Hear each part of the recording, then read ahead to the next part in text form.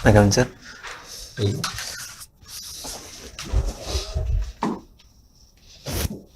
Good morning, ma'am. Good morning, sir. बैठो।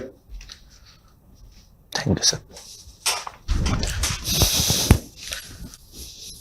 अशोक कुमार जी जी sir. Didwana से हैं आप और अभी assistant administrative officer board of revenue में आप काम करते हैं यस सर। और डाक टिकटों का संग्रह फिलाटरी है ना आपका, आपकी हॉबी। Yes sir.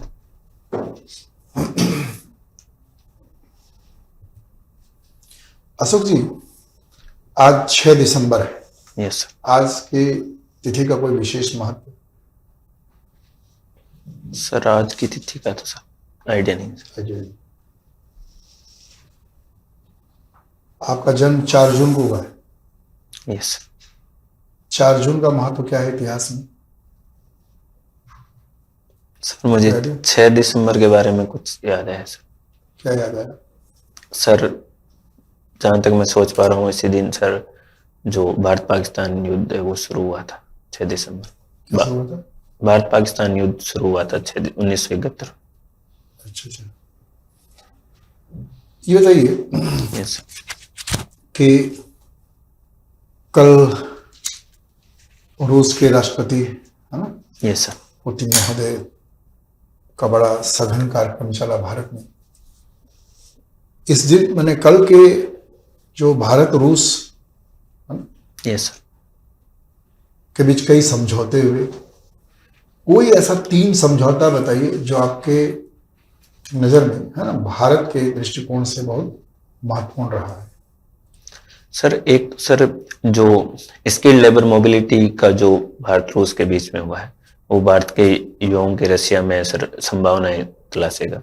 इसके अलावा सर भारत और रूस के बीच में सर डिफेंस में जो S-400 थे वो 2 भी इस अगले साल तक देने की उन्हें ये समझौता हुआ है।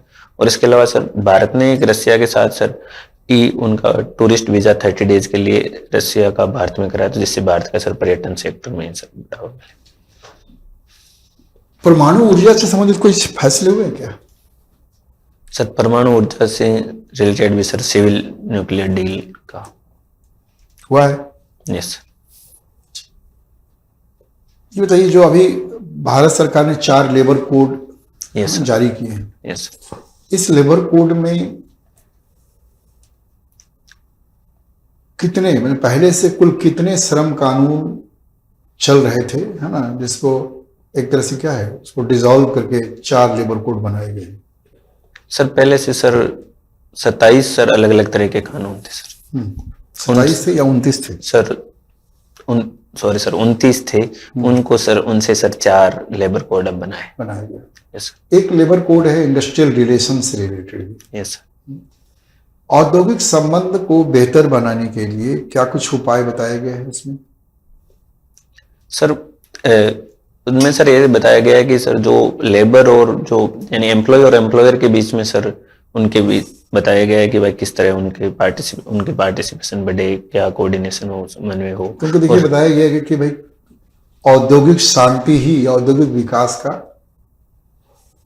पूरक। जी। तो कारखानों में, उद्योगों में, उत्पादन स्थल पर मालिक मजदूर के बीच अच्छे संबंध होने चाहिए। Yes sir. तो संबंधों को बेहतर बनाने के लिए किस किस नॉर्म्स को अपनाने की बात कही गई है? सर नॉर्म्स के बारे में तो सर मैंने सॉरी सर औद्योगिक विवाद को दूर करने के कुछ उपाय बताए गए। कोई 1-2 उपाय बताइए जिससे कि औद्योगिक विवाद को दूर किया जा सके। सर औद्योगिक विवाद दूर करने के लिए सर जहां तक मैं सोच पा रहा हूँ सर इंडस्ट्रियल ट्रिब्यूनल या उनके इंडस्ट्रियल डिस्प्यूट एक्ट है बाकायदा 48 का। Yes sir. है ना, तो उसको ही आधार बनाया गया। तो क्या उपाय है इसमें किया गया? सॉरी सर मैंने इसके बारे में नहीं पढ़ा। नहीं सर। चलिए एक चीज बताइए कि कल भारत और रूस के बीच जो समझौता हुआ उसमें एक चैनल भी लॉन्च करने की बात करी जा रही है। एक चैनल भी स्पेशली लॉन्च किया गया। कौन सा चैनल था, क्या नाम था चैनल का?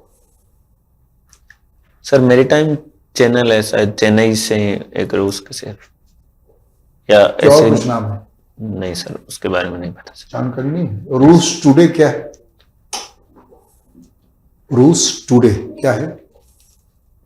सर आई थिंक अब तो सर वही चैनल होगा जिसके बारे में आप बात कर रहे अच्छा अच्छा। हैं। Yes, पुतिन ने कहा कि भारत की तरक्की से कई देश जलते हैं, है ना? तो उनका इशारा किन देशों को संबोधित कर रहा था? सर इस जहां तक मैं सोच पा रहा हूं, अगर रूसी राष्ट्रपति पुतिन ने यह कहा है कि भारत की तरक्की से कई देश चलते हैं, तो उनका इशारा है सर यूएस और पाकिस्तान की तरफ सर हो सकता है। लेकिन यूएस के साथ तो हमारे संबंध अच्छे हैं, अभी टैरिफ के बाद भी, है ना? Yes sir. अमेरिका ने हम पर जो ट्रेड टैरिफ लगाया उसके बाद भी अगर देखा जाए तो भारत और अमेरिका के बीच जो संबंध थे उतने क्या है खास्ताहाल नहीं दिख रहे थे, ये सुलझे हुए स्थिति में नजर आया। उसके बाद भी देखिएगा कि भाई जो व्यापारिक संबंध हमसे मजबूत हुए। हाँ सर, तो ट्रम्प ने इंडिया पे सर पहले 25% टैरिफ लगाया था, उसके बाद में और 25 करते 50% टैरिफ लगा। एक तरीके से भारत के जो व्यापारिक संबंध है उनसे उनको प्रभावित करने वाला था, लेकिन भारत का है वो उसके अमेरिका के साथ है सर। अच्छा, जो टैरिफ लगाया गया, हाँ सर, क्या उससे वास्तव में हमारे मैंने जीडीपी पे कोई असर पड़ा है क्या? जो टैरिफ लगाया गया है ना, उसका हमारे जीडीपी ग्रोथ में कोई असर दिखाई पड़ा? सर अब तक के सर जो आंकड़े आए उनसे तो सर ऐसा कोई उसका असर नहीं दिखाई दे रहा सर। जो हमारा जीडीपी है ना, कितना रहा है सर? 6.8 या कुछ ऐसी ग्रोथ रेट है। 8.2 रहा है। Sorry sir. है ना, जीडीपी, तो जीडीपी जो हमारा 8.2 रहा है, इसमें कृषि क्षेत्र का ज्यादा योगदान था कि औद्योगिक क्षेत्र का? सॉरी सर, मैं इसके बारे में सर 10 बार मुख्यमंत्री बनकर नीतीश कुमार ने एक रिकॉर्ड बनाया है। यस। तो इससे क्या क्या राजनीतिक स्तर पर क्या निष्कर्ष हम निकाल सकते हैं?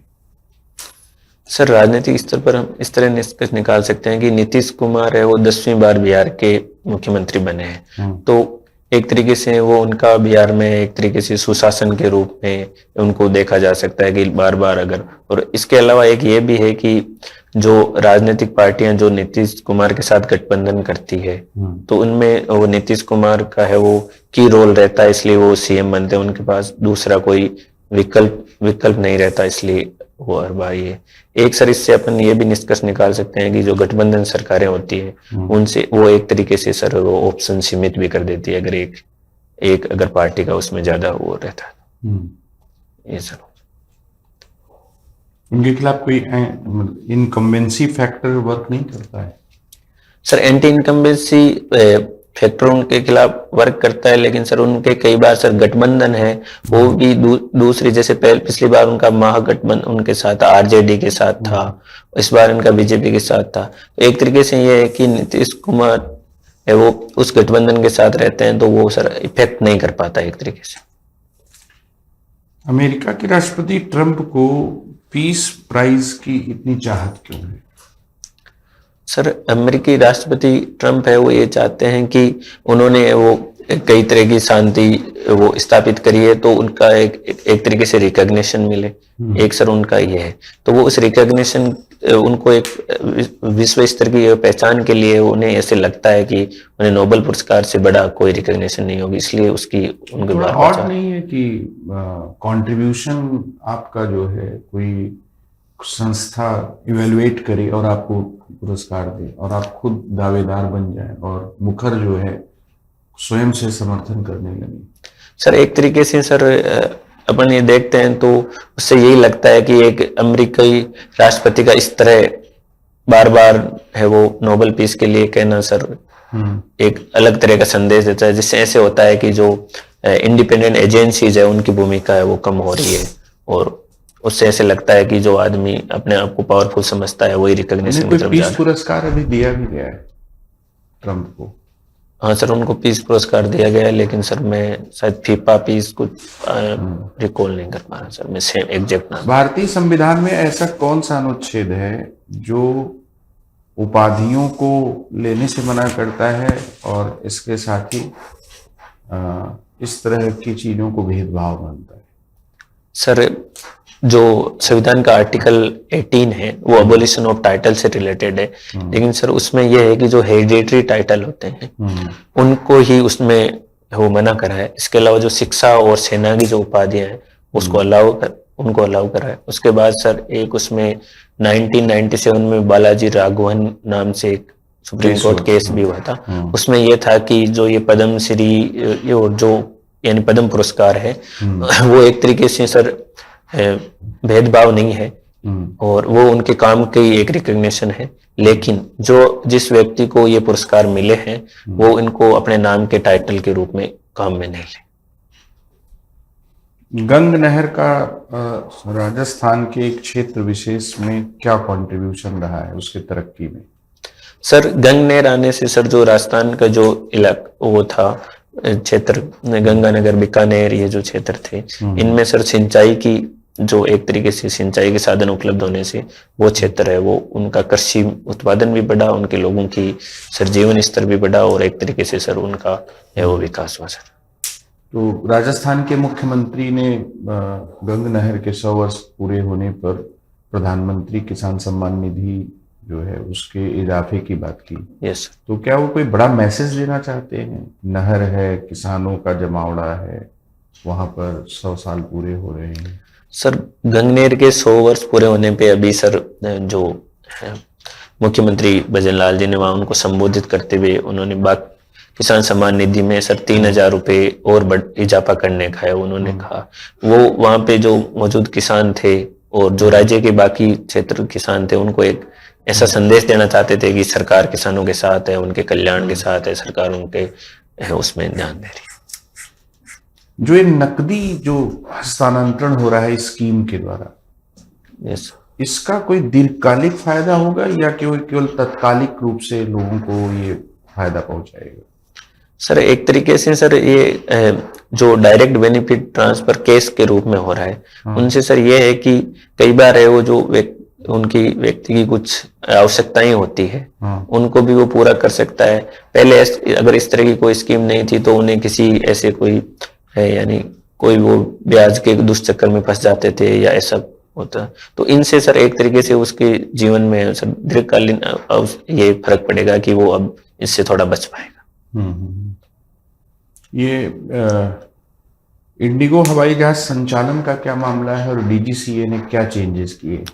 सर अभी इंडिगो ने वो अपनी कई सारी जो फ्लाइट है वो कैंसिल करी है।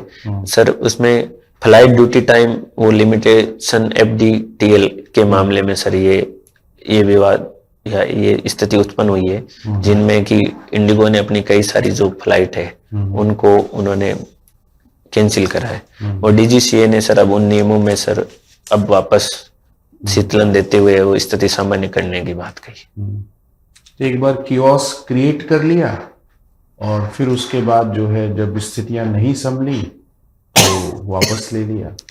नहीं सर, इसको अपन ऐसे देख सकते हैं कि अब इसके बारे में सरकार कुछ और यानी DGCA कुछ और जो कमियां रही है वो एक तरीके से वो देख के फिर वापस इनको लागू करेगा, क्योंकि सर पायलट फटीग है वो एक विमान। DGCA को क्या इस बात का अंदाजा नहीं था या उन्होंने पहले इसकी जानकारी नहीं ली, इवेल्युएशन नहीं किया कि 1 साल पहले आपको कहा गया था कि आप इस FDTL रूल्स लागू होंगे और आप 1 साल में कुछ नहीं कर पाए, अचानक रूल लागू होते हैं और सारी व्यवस्थाएं ध्वस्त हो जाती है।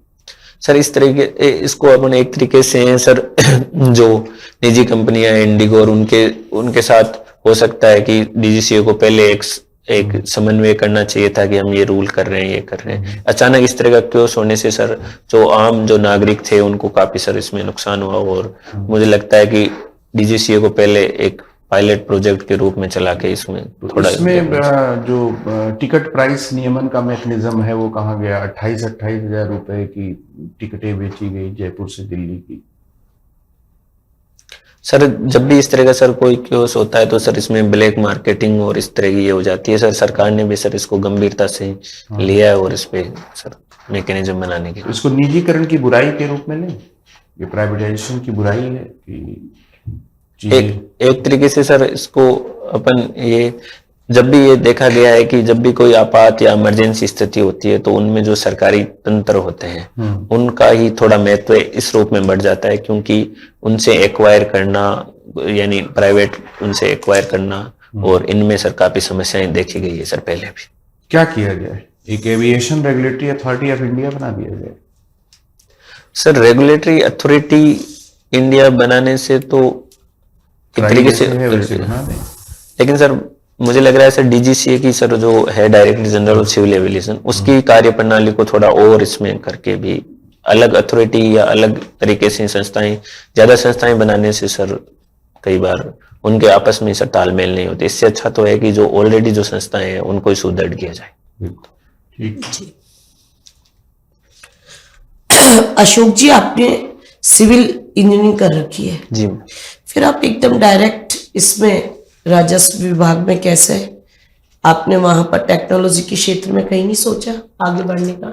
मैम इसके कई ऐसे कारण है कि एक तो जब मैंने इंजीनियरिंग में एडमिशन लिया था और उससे पहले ही मैंने एक आवेदन कर रखे थे, और इसमें यह रहा था कि जब मुझे एक तरीके से ये नौकरी मिल रही थी तो मैंने मेरी जो पारिवारिक स्थितियां उनसे इस नौकरी को वो ज्वाइन किया, और मैंने यही कोशिश करी कि मैं आगे टेक्निकल और सिविल सर्विसेज में आगे जाऊं। फिर मैंने जब ये नौकरी ज्वाइन करी तो मुझे लगा सिविल सर्विसेज में ज्यादा ऐसे, तो मैं इसकी तरफ लगातार प्रयासरत हूं। डीडवाना कुचामन सिटी है ना, ये डीडवाना सांप्रदायिक सौहार्द और प्रेम के लिए बहुत प्रसिद्ध है। जी मैम। क्यों? कोई विशेष? मैम विशेष तो मैं अभी ये नहीं याद कर पा रहा कि डीडवाना में अलग से क्या है, लेकिन मैं ये बताना चाहता हूँ कि वहाँ जो कायम खानी जो समाज है उनका और बाकी जो उनके सेम रीति रिवाज है और इस तरह की, जिससे एक धार्मिक सौहार्द ही बना रहता है। सांबर लेक आजकल बहुत सुर्खियों में है, यस क्यों? मैम सांबर लेक एक तो जो नमक उत्पादन के लिए तो रहती है, उसके अलावा सर वो माइग्रेटरी बर्ड के लिए भी वो सांबर लेक सुर्खियों बनाता में क्यों है? और अभी जो सुर्खियों में इसलिए रही कि वहां पे वो बोटुलिज्म नाम के एक बीमारी के कारण है, वो कई सारे माइग्रेटरी बर्ड है वो मर गए थे, तो उनका भी एक आने लग गए पक्षी दोबारा से, अब वापस भी आने लगे। बोर्ड ऑफ रेवेन्यू में आप कार्यरत हैं ना, राजस्थान। सर इस समय रेवेन्यू, ये राजस्व मंत्रालय किसके पास है राजस्व का? अभी मैम जो राजस्व मंत्री है वो श्री हेमंत मीणा जी। मैं ये कह रही थी, राजस्थान सरकार को किन किन सोर्सेज से रेवेन्यू प्राप्त होता है? मैम राजस्थान सरकार को है वो जैसे SGST जो होता है वो सबसे बड़ा उसका रेवेन्यू का सोर्स है। उसके अलावा जो एक्साइज या उनके वो भी इसमें सोर्स है, और रेवेन्यू जो रजिस्ट्रेशन है वो भी एक तरीके से बड़ा, यानी रजिस्ट्रेशन फीस भी एक बड़ा सोर्स। एक तो आपके रेवेन्यू बोर्ड होता है और एक रेवेन्यू कोर्ट भी होता है। रेवेन्यू कोर्ट में किस तरह से सुनवाई होती है? कौन होता है वहां का न्यायाधीश? मैम जैसे एक रेवेन्यू कोर्ट होता है, जैसे एक उपखंड अधिकारी स्तर पे अगर रेवेन्यू कोर्ट है तो उसमें उपखंड अधिकारी है वो उसका न्यायाधीश कहते हैं। और अगर मैं बोर्ड के बारे में बताना चाहूँ तो बोर्ड में मैम जैसे मेंबर्स होते हैं, अभी 20 मेंबर है, 20 मेंबर और एक अध्यक्ष। अध्यक्ष कौन है अभी श्री हेमंत गेरा जी है वो अध्यक्ष है, और ठीक है। और 20 जो मेंबर होते हैं वो भी अलग अलग, जैसे भारतीय प्रशासनिक सेवा के भी होते हैं, भारतीय राजस्थान प्रशासनिक सेवा के भी होते हैं, न्यायिक सेवा के भी होते हैं, और अधिवक्ता कोटे से भी होते हैं।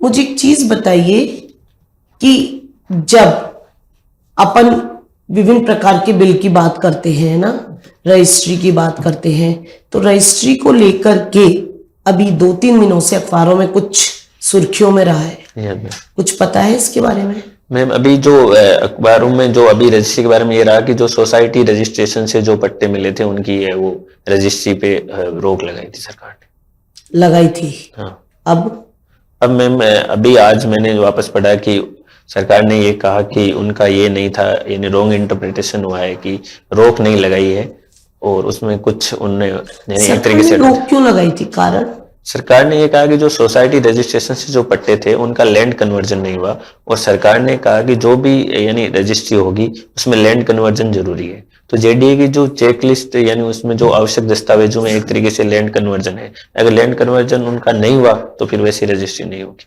वैसे तो लैंड कन्वर्सेशन की बात आप कर रहे हैं यहाँ पर, तो एक बिल की बात कर रही हूँ मैं आपसे, भूमि अधिग्रहण बिल, जी नाम सुना हुआ है? हाँ मैम। इसके बारे में बताइए मुझे। मैम जो भूमि अधिग्रहण बिल है 2013 में आया था, उसमें ये था कि किसी इंफ्रास्ट्रक्चर या रोड उनके लिए है वो किसानों से भूमि अधिग्रहित की जाती है, और उनको उस हिसाब से उसमें मुआवजा देने की यानी एक तरीके से पूरी प्रक्रिया का उसमें सर उल्लेख था कि किस तरह से भूमि अधिग्रहण करना है, कितनी अवधि में करना है, किन परिस्थितियों में उनका अधिग्रहण किया जा सकता है। और उसमें एक मैं बताना चाहूंगा कि एक लिमिट भी रखी कि 1 ईयर में है वो उनका पूरा कंपेंसेशन वगैरह वो भी है वो मिल जाएगा, प्रोसेस हो जाना चाहिए। वो तो इससे अच्छा। चलो, राजस्व डिपार्टमेंट को बड़ा ऐसा माना जाता है, राजस्व को, पुलिस को थोड़ा ऐसा माना जाता है कि जवाबदेहिता थोड़ी कम रहती है, भ्रष्टाचार की संभावनाएं ज्यादा रहती है।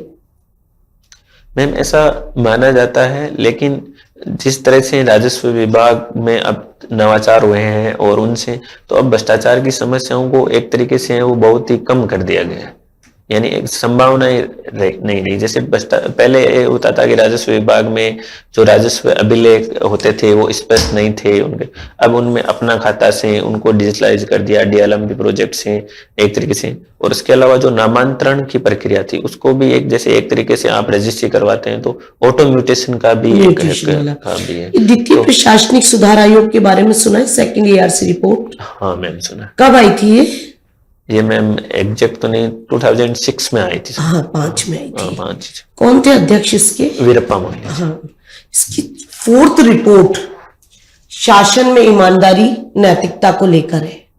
जी मैम। बताएंगे क्या क्या थे इसमें? मैम मेरे को रिपोर्ट में क्या था इसके बारे में तो मैडम मैं अभी ठीक, मैं जाके वापस देखूंगा कि एआरसी रिपोर्ट में क्या था। सर जो आपका जो पोस्ट है एडमिनिस्ट्रेटिव ऑफिसर, ये आरएस से बने थे, कैसे बने थे आप? नहीं सर, ये आरएस से नहीं बने कौन सर, सा ये एग्जाम दिया? मिनिस्ट्रियल सर्विस का एग्जाम होता है जिसे अपन पहले लोअर डिवीजन क्लर्क कहते थे और अब उनका नाम बदल के जूनियर असिस्टेंट कर दिया। अच्छा, जी सर। उसके थ्रू आप आए? हाँ, उसमें फिर बाद में प्रमोशन। इस बोर्ड ऑफ रेवेन्यू में जो रजिस्ट्रीज रहती हैं वो शायद 1 ईयर तक है, उसके आगे फिर जिलों में जाती हैं। सर मैं यहाँ बताना चाहूँ जो बोर्ड ऑफ रेवेन्यू में रजिस्ट्री का काम होता है नहीं सर, लेकिन रजिस्ट्री रखी तो जाती है, और नए रजिस्ट्री यहाँ पे जहाँ तक मुझे पता है नहीं रखी जाती। रिकॉर्ड रूम में रखी है। मे भी सर सब जिलों के अलग अलग रिकॉर्ड रूम होते हैं और रेवेन्यू बोर्ड में अलग। जिलों की तो वहाँ है, हाँ। 1 ईयर के बाद जिलों की वही है जिलों में, लेकिन उसके पहले के जो है शायद 1980 के पहले के जो रजिस्ट्रीज है वो सब नहीं रखे बोर्ड ऑफ रेवेन्यू। सर मैं इसके बारे में इतना तो अवेयर नहीं हूँ, लेकिन जहां तक मुझे पता है कि उसके लिए भी सर एक अलग से बोर्ड ऑफ रेवेन्यू के अलावा एक रजिस्ट्रार ऑफिस है अजमेर में, उसमें रखी जा रही है ऐसा माना। तो रेवेन्यू का मतलब होता क्या है वैसे? सर रेवेन्यू का मतलब सर एक तरीके से एक शुल्क होता है यानी कि वो एक शुल्क यानी रेवेन्यू का मतलब शुल्क होता है सर। इसको शुल्क डिपार्टमेंट सीधे सीधे क्यों नहीं बोलते? सर ऐसा माना जाता है कि जो टैक्सेशन भी तो वही है ना सर एक इसको अलग क्यों किया?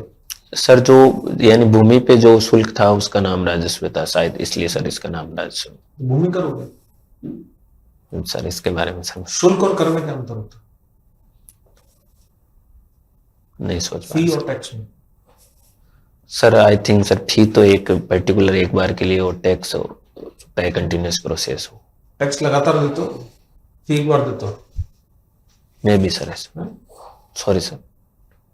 तो टोल जो आप देते हो वो फी है कि टैक्स है? सर टैक्स टैक्स है। टैक्स है सर, टोल तो इनकम का जो लगता है वो भी सर टैक्स, वो टैक्स है। आपने स्कूल में पढ़ाई की वो सर फीस है। और फीस पे आपने टैक्स नहीं दिया?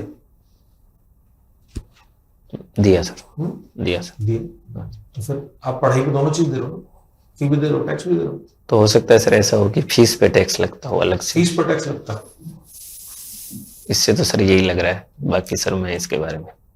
चलो, तो ये जो आपकी कलेक्शन ऑफ स्टैम्प्स है यस सर। हाँ, इसके इतिहास के बारे में बात करें तो एक तो राजस्थान में जो महापुरुष हुए, यस सर। किन किन महापुरुषों के नाम पे स्टैम्प अभी तक जारी कर चुका है postal department?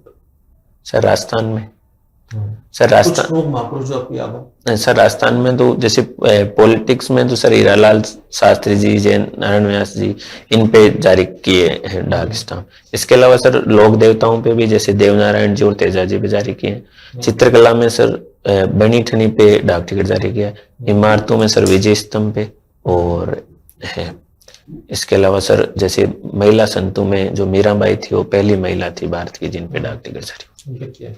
Yes sir. Bharat में सबसे पहला डाक टिकट जारी करने वाला कौन था? सर भारत में सबसे पहले डाक टिकट सर सिंधे डाक नाम से सर सिंध जारी हुआ था। क्या था नाम था उसका गवर्नर का? सर लॉर्ड डलहौजी में भी। डलहौजी तो भारत का था। सर सिंध का सिंध, गवर्नर कौन था? सिंध का पता नहीं सर। तो डलहौजी ने कब चालू किया इसको? डलहौजी ने सर 1854 में।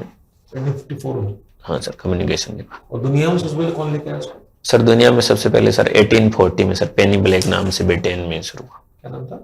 पेनी ब्लैक डाक टिकट था पहला। पैनी ब्लैक किसने शुरू की थी वो? सर वो ब्रिटेन में शुरू हुई सर। नाम क्या था शुरू करने का? नाम सर नहीं पता। बस दुनिया में सबसे पहले ऑस्ट्रिया शुरुआत हुई है इसकी। अच्छा सर। उसके बाद फिर जो आप जो नाम ले रहे हो पैनी ब्लैक वाला, वो रोलैंड हिल था, अच्छा सर। जिन्होंने 1840 में इसकी शुरुआत की थी। जी सर। तो क्या फायदा है एक्चुअली इसका स्टैम्प्स का? सर स्टाम्प्स का सर उस समय तो ये फायदा था कि जैसे स्टाम्प एक तरीके से टोकन के रूप में होते थे कि आपने स्टाम्प एक बार ले लिए, फिर उसके बाद आप अपना लेटर को पोस्ट कर सकते थे, बार बार पोस्ट ऑफिस नहीं जाना होता था।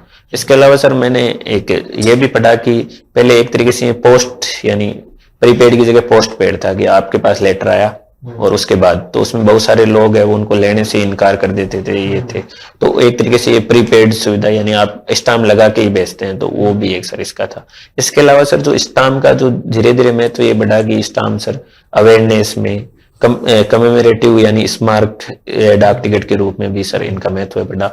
अब सर डाक टिकटों के साथ सर फेस्ट डे कवर ये भी जारी किए जा रहे हैं, जो जैसे बेटी बचाओ बेटी पढ़ाओ पे भी जारी किए गए, ताकि एक तरीके से लोगों में जागरूकता बढ़े। जागरूक तो तब हो जब उसको यूज कर रहे हैं, यूज ही नहीं कर रहे हैं। आपने लास्ट लेटर कब लिखा किसी को? सर मैं लिखा होगा शायद आरएस के एग्जाम के अलावा कब किसी को लेटर लिखा है? सर मैंने तो सर लास्ट लेटर तो लिखा ही नहीं तो फिर उसको खरीदेगा कौन? सर अब जो इंस्टेंट मैसेजिंग और ये सुविधाएं आने के बाद ये सर इसका लेटर लिखने का और यानी डाक विभाग का थोड़ा महत्व कम डाक हुआ है। विभाग को आज के हिसाब से रिलेवेंट बनना पड़ेगा। हाँ सर, इसके आज के यानी रिलेवेंट बनते हुए सर जैसे जो पोस्ट ऑफिस थे उसको पोस्ट पेमेंट बैंक के रूप में उनको कन्वर्ट किया है। इसके अलावा सर ऐसे डाक विभाग ने वो इंस्टेंट जो यानी ई मनी ऑर्डर और उस तरह की भी सुविधाएं शुरू करी है, जिससे कि अभी जो तकनीक के साथ तालमेल हो सके सर। जी सर। ठीक है सर जी, है ना, आपका इंटरव्यू का जो ये पहला सत्र था समाप्त हुआ।